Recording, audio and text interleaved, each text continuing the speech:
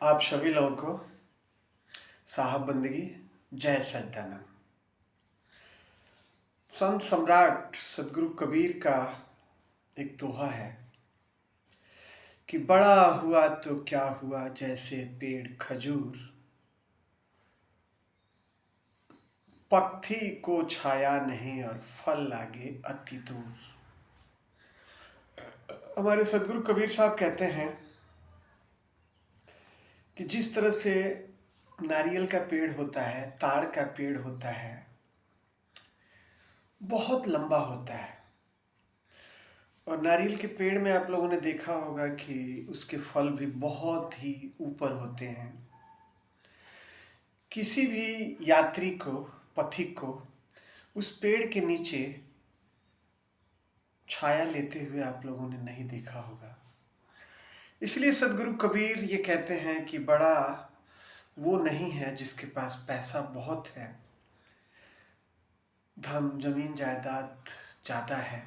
बड़ा वो है जिसके दिल में, हृदय में करुणा है, किसी के प्रति नफरत नहीं है, किसी को सहारा देने की क्षमता रखता है। बड़ा वो है। जिस तरह से प्रकृति का नियम है, बड़ी मछली को आपने देखा होगा, जब उसका पेट फाड़ा जाता है तो उसके अंदर से छोटी मछली निकलती है। उसी तरह से क्या नाम है कि जो पहले के राजा महाराजा लोग थे, क्या नाम है कि वो दूसरों को दबाते थे, उनसे ज़बरदस्ती कर वसूलते थे, उनको मजदूरी सही से नहीं देते थे।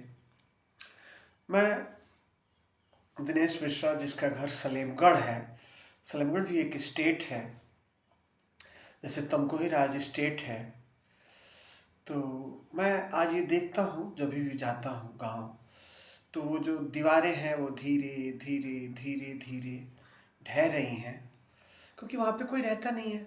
जो रहते भी हैं वो देख रेख सही से नहीं होता है। किसी भी चीज़ का अगर आप सही से मेंटेनेंस नहीं करेंगे तो वो चीज़ खराब हो जाएगी। मैंने यहाँ तक देखा है कि सलेमगढ़ स्टेट का ज़मीन जो कम पैसे वाले लोग हैं उन लोगों ने ख़रीदा है। खैर हमने तो खरीद ही नहीं पाए क्योंकि हमारे पास कुछ था ही नहीं, लेकिन जितना है परमात्मा की दुआ से बहुत है। हमारे भगवान कृष्ण ने गीता में भी कहा है कि हे अर्जुन, तुम्हारा इस संसार में कोई नहीं है, न तुम किसी के हो। अपने कर्मानुसार हम एक दूसरे के साथ जुड़े हुए हैं, और माया सबको जो है लिपटा रखी है। ये तेरा है, ये मेरा है, ये मेरी बीवी है, ये मेरा बच्चा है, ये मेरी माँ है, ये मेरे पिता है। वैसे देखा जाए तो कोई किसी का नहीं है, क्योंकि पिछले जन्मों के कर्मों के अनुसार हम इस जन्म में एक दूसरे के साथ इकट्ठा हैं, और फिर जैसे हमारी श्वासें खत्म होगी फिर हम दूसरा जन्म पाएंगे, और फिर दूसरे जन्म में तो हमारा रिश्ते नाते सब खत्म हो जाएंगे, क्योंकि हमें याद ही नहीं रहेगा कि कौन हमारी माँ थी, कौन हमारे पिता थे, कौन हमारा भाई था, कौन हमारी बहन थी, कौन हमारा बेटा था, कौन हमारी बेटी थी, कौन हमारी पत्नी थी। ये तो संयोग है पिछले जन्मों का, और इस जन्मों में हमें ये मिला हुआ है। इस जन्म में हम जो करेंगे वो अगला जन्म हमें तैयार है, वो मिलना है, क्योंकि सत्य तो यही है। जैसे हमारे पंडित लोग कहते हैं कि आप यहाँ पे ये देंगे तो आपके पिताश्री को वहाँ मिलेगा।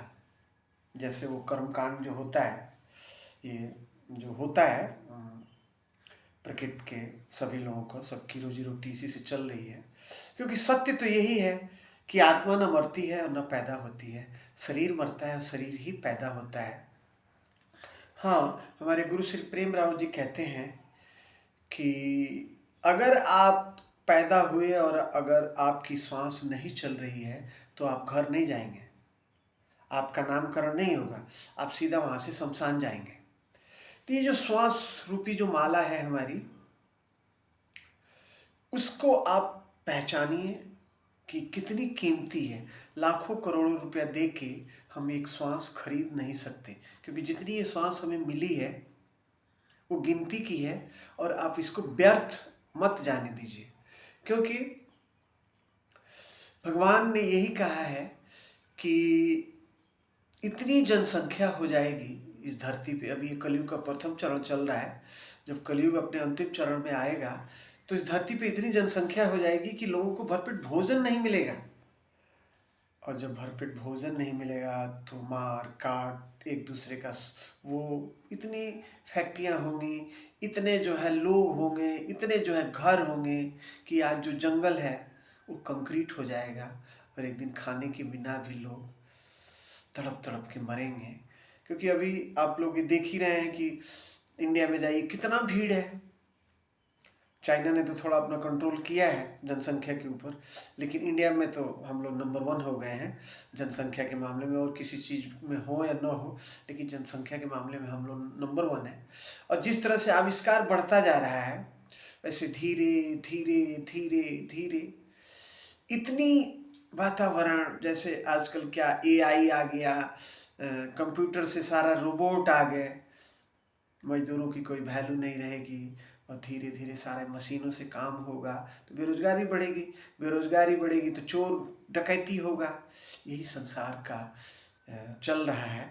तो आप लोगों से, सभी लोगों से मेरी हाथ जोड़ के विनती है कि कबीर के इस दोहे पे कि बड़ा हुआ तो क्या हुआ, जैसे पेड़ खजूर और पक्षी को छाया नहीं और फल लागे अति दूर, विचार कीजिएगा। सभी लोगों को साहब बंदगी।